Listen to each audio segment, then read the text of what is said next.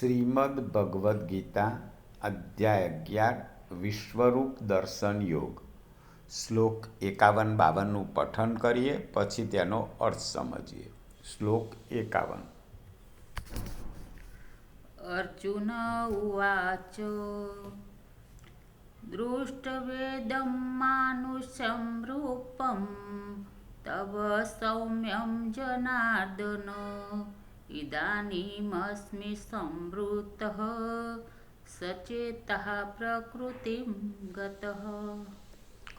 અર્થાત અર્જુન બોલ્યા, હે જનાર્દન, આપના આ પરમ શાંત મનુષ્ય રૂપને જોઈને હવે હું સ્થિર ચિત્ત થઈ ગયો છું અને પોતાની સ્વાભાવિક સ્થિતિને પામી ચૂક્યો છું. તો અર્જુન ભગવાનનું વિશ્વરૂપ દર્શન કરીને ભયભીત થયા હતા. ચિત્ત શાંત નહોતું.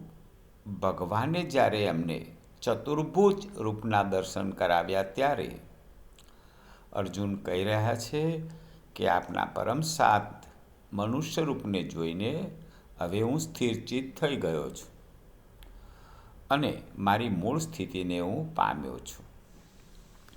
શ્લોક 52. શ્રી ભગવાન ઉવાચ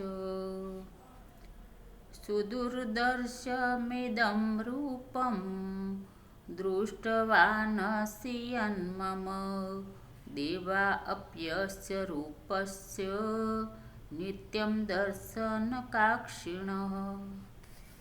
અર્થાત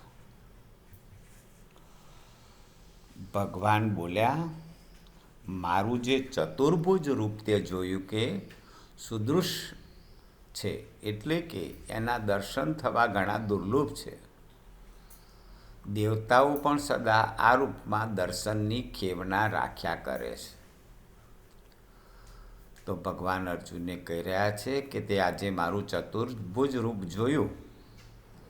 વિશ્વરૂપ દર્શન પછી પણ એના દર્શન પણ દુર્લભ છે. દેવતાઓ પણ એવા દર્શનની આશા રાખે છે.